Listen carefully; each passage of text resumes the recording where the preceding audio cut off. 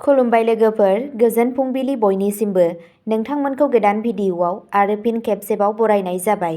आं दिनै नोंथांमोननि सिगाङाव 6 पुस 1433 मायथाइ एबा 22 दिसेम्बर 2024 मायथाइनि सानसेनि फानजामुथिखौ फरायथिनो लादों। आसा खालामो नोंथांमोना भिडिअ'खौ नायना मोजां मोनगोन।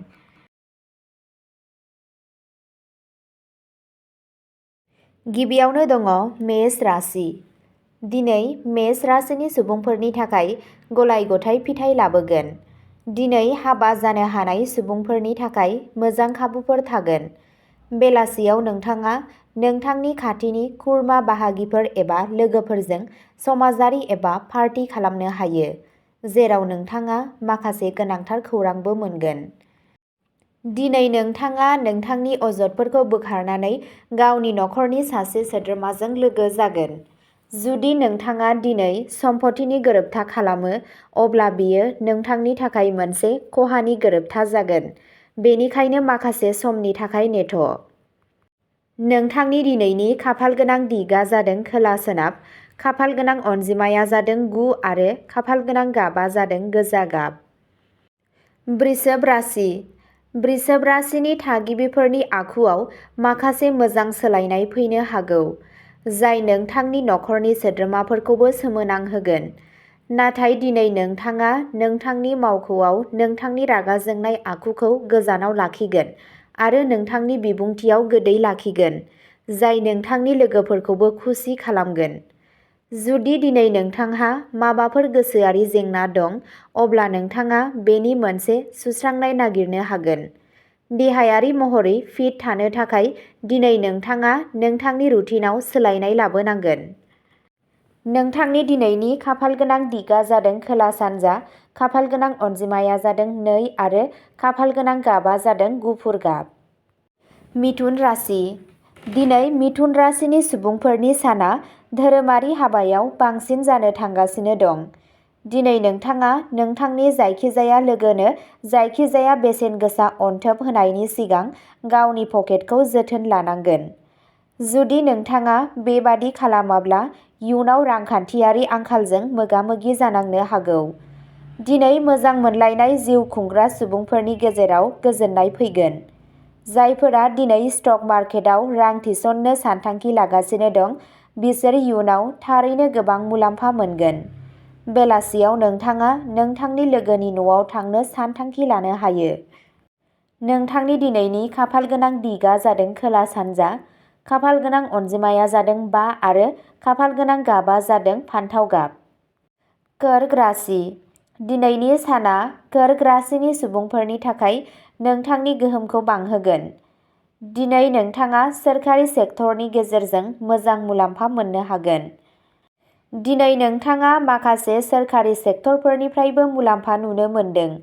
गोबाव समनिफ्रायनो थाबथानानै थानाय माखासे खामानि जोबनायनि थाखाय दिनै नोंथाङा गोसो गुदुं मोनगोन। दिनै नोंथाङा नोंथांनि जिउ लोगोरिनि थाखाय मोनसे सारप्राइज पार्टिनि बिथांखि लानो हायो। दिनै नोंथाङा गावनि बिदा-फंबायफोरजोंबो मोजां सम हगारगोन। जायफोरा न'निफ्राय गोजानाव खामानि मावगासिनो दं, बिसोर दिनै गावनि नखरनि सोद्रोमाफोरखौ खोमानो हागौ। नोंथांनि दिनैनि खाफालगोनां दिगआ जादों सानजा, खाफालगोनां अनजिमाया जादों 1 आरो खाफालगोनां गाबआ जादों चन्दन गाब। सिंह राशि। दिनैनि साना सिंह राशिनि सुबुंफोरनि थाखाय जोबोद मोजां सान जानो थांगासिनो दं। दिनै नों गावनि जिउ लोगोरिजों गोबां सम हगारगोन, जाय नोंथांनि अननायखौ गोथौ खालामगोन। दिनै माखासे सुबुंफोरा गावसोरनि जिउ राहायाव फैनाय जेंनाफोरखौ गावनि जिउ लोगोरिजों खोन्थागोन। नाथाय जुदि सोरबा नोंथांखौ बोसोन होयो, अब्ला बेखौ मावफुंनायनि सिगां गुबुनजों सुबुरुन लानाया साबसिन। दिनै नोंथाङा फालांगिजों सोमोन्दो थानाय माबा मोनसे खामानिनि थाखाय न'निफ्राय बायजोआव थांनांनो हागौ। नोंथांनि दिनैनि खाफालगोनां दिगआ जादों सानजा, खाफालगोनां अनजिमाया जादों 3 आरो खाफालगोनां गाबआ जादों गोमो गाब।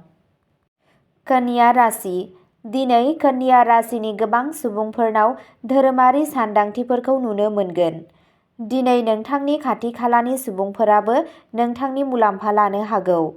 दिनै मानसिफ्रा नोंथांनो गियान होनो नाजागोन, नाथाय नोंथाङा बयनिबो खोथाखौ मोजाङै खोनासंनांगोन आरो थि खालामनांगोन दि नोंथांनि थाखाय मा मोजां आरो मा गाज्रि। दिनै नोंथाङा फालांगिजों सोमोन्दो लाखिनानै दावबायनांनो हागौ, जाय नोंथांनि थाखाय मुलाम्फा गोनां जागोन। जुदि नोंथाङा नोंथांनि खुदियाखौ आनजादनि थाखाय आर'जलाइ होजानो लुबैयो, अब्ला दिनैनि साना बिनि थाखाय मोजां जागोन। नोंथांनि दिनैनि खाफालगोनां दिगआ जादों साहा, खाफालगोनां अनजिमाया जादों 6 आरो खाफालगोनां गाबआ जादों गलापि गाब।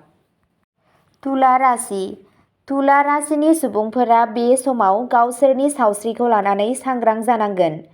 दिनै नोंथांनि मुखुबनि थाखाय नोंथाङा गावनि सावस्रिनि बागै सांग्रां नङा, जायनि जाहोनाव नोंथाङा बेलासियाव खर' सानाय, लोमजानाय बायदि जेंनाफोरजों मोगा-मोगि जानांनो हागौ।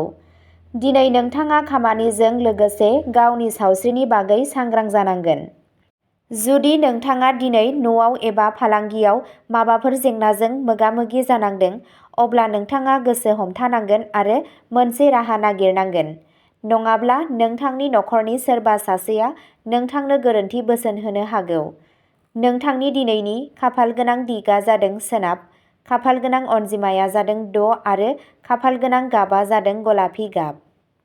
वृश्चिक राशि। दिनैनि साना वृश्चिक राशिनि सुबुंफोरनि थाखाय जोबोद फिथाइ गोनां सान जानो थांगासिनो दं। दिनै नोंथाङा बाहागोदारि महरै खालामनाय फालांगियाव हास्थायनाय मुलाम्फाखौ मोननो हागौ। दिनै नोंथाङा सासे गोजाम लोगोजों मोनसे गोदान फालांगि खालामनोबो सानथांखि लागोन, नाथाय गावनि फंबायजों बोसोन लाखांनायनि उनावसो दावगालांनाया साबसिन जागोन। जुदि नखराव सोरबा हाबा जाथाव सोद्रोमा दं, अब्ला दिनै बिथांनि थाखाय मोनसे मोजां खाबु फैनो हागौ। नोंथाङा फालांगियाव हास्थायनाय मुलाम्फाजों गोजोनगोन।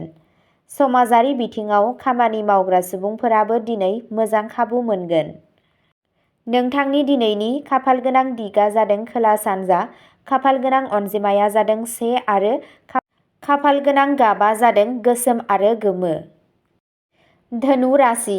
दिनैनि साना धनु राशिनि सुबुंफोरनि थाखाय गोजोननायजों बुंफबनाय सान जानो थांगासिनो दं। दिनै नोंथाङा नोंथांनि माखासे समखौ गावनि बिहाव-बिखुनजोजों बारहोगोन। लोगोसे दिनै नोंथाङा नोंथांनि नखरनि सोद्रोमाफोरजों दावबायारि थावनियाव थाबायनो थांनो हागोन। दिनै नोंथांनि न'नि उन्दै गथ'फोरखौ रंजानाय नुनो मोनगोन। जुदि नोंथांनि जिउ लोगोरिजों नोंथांनि सोमोन्दोआव माबा मोनसे गोरोबलायै दंमोन, अब्ला दिनै बेबो साबसिन जागोन।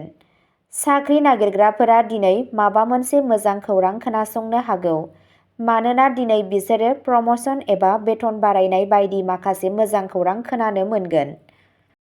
नोंथांनि दिनैनि खाफालगोनां दिगआ जादों सा-सोनाब, खाफालगोनां अनजिमाया जादों 9 आरो खाफालगोनां गाबआ जादों गोजा गाब। मकर राशि। दिनैनि साना मकर राशिनि सुबुंफोरनि थाखाय मोनसे गोनांथार सान जानो थांगासिनो दं। दिनै बे राशिनि फरायसाफोरा गावसोरनि गोरोन्थिफोरखौ नागिरनो नाजागोन आरो गावनो खामानि मावनो नाजागोन। जुदि नोंथाङा जायखिजाया आयदायाव लोरबां, अब्ला दिनै नोंथाङा बेखौनो फरायनाय नुनो मोनगोन। दिनैनि साना मोजां मोनलायनाय जिउ खुंग्रा सुबुंफोरनि थाखाय मोनसे मोजां सान जागोन, मानोना दिनै बिसोरो गावनि जिउ लोगोरिजों लोगोसे गोजाम अजदफोरखौ बोखारगोन। फालांगियारि सुबुंफोराबो दिनै मोनसे जर'खा गोरोबथाखौ थि खालामगोन, जाय बिसोरनि राङारि थासारिखौ साबसिन खालामगोन, जाय बिसोरखौ खुसि खालामगोन। नोंथांनि दिनैनि खाफालगोनां दिगआ जादों खोला, खाफालगोनां अनजिमाया जादों 6 आरो खाफालगोनां गाबआ जादों गुफुर गाब। कुम्भ राशि। दिनैनि साना कुम्भ राशिनि सुबुंफोरनि थाखाय मोनसे मोजां सान जागोन। दिनै नोंथाङा जाय खामानिखौ मावगोन बेयावनो जाफुंसार जागोन। दिनैनि साना मोजां मोनलायनाय जिउ खुंग्रा सुबुंफोरनि थाखाय माखासे मोजां खौरां लाबोनो थांगासिनो दं। नोंथांनि गावारि जिउआवबो जुदि सोमोन्दोआव माबाफोर आंगो दंमोन, अब्ला दिनै नोंथाङा बेखौ जयै फोजोबगोन। जुदि नोंथाङा मोनसे सम्पथि गोरोबथानि बाथ्रा बुंदों, अब्ला दिनै नोंथाङा बेखौ बायनो हागोन। नाथाय बेनि थाखाय नोंथांनि जिउ लोगोरिजों सुबुरुन ला। नोंथांनि बिमाया बेलासियाव माखासे सावस्रि जेंनाजों मोगा-मोगि जानांनो हागौ। नोंथांनि दिनैनि खाफालगोनां दिगा जादों सानजा, खाफालगोनां अनजिमाया जादों 3 आरो खाफालगोनां गाबा जादों गोथां गाब। मीन राशि। मीन राशिनि थागिबिफोरा दिनै गावनि पार्टनारजों बायजोआव थांनो हागोन। लोगोसे दिनै नोंथाङा गावनि जिउ लोगोरिनो मोनसे जुनिया अनथोब होनो हायो, जायखौ नुना बियो जोबोद खुसि जागोन। जायफोरा साख्रिनि थाखाय नाजागासिनो दं, बिसोरो दिनै माबा मोनसे मोजां खौरां खोनानो हागोन। दिनै नोंथाङा सोरबा लोगो एबा नसुंसेनि सुबुंखौ लोगो हमनानै गोजोनगोन, जाय नोंथांनि लोगोखौ गोथौ खालामगोन। जुदि नोंथाङा दिनै बायनायाव बांद्राय खर्सा खालामो, अब्ला बेयो नोंथांनि रांखान्थियारि थासारियाव गोहोम खोख्लैनो हागौ। बेनिखाय दिनै नोंथाङा गावनि बाजेट बानायनानै खामानि मावनांगोन। नोंथांनि दिनैनि खाफालगोनां दिगा जादों खोला, खाफालगोनां अनजिमाया जादों 2 आरो खाफालगोनां गाबा जादों गुफुर गाब। अब्ला दिनैनि राशि फरायथिनाया एसेनोसै। नोंथांमोनहा बेबादिनो सानफ्रोमबोनि फानजामुथिखौ मिथिनो थाखाय चेनेलखौ साबस्क्राइब खालामनानै लादो आरो भिडिअखौ नायनानै मोजां मोनदोंब्ला अन्नानै लाइक, शेयार आरो कमेन्टबो खालामनानै होलांब्लानो जाबाय। गोजोन्थों।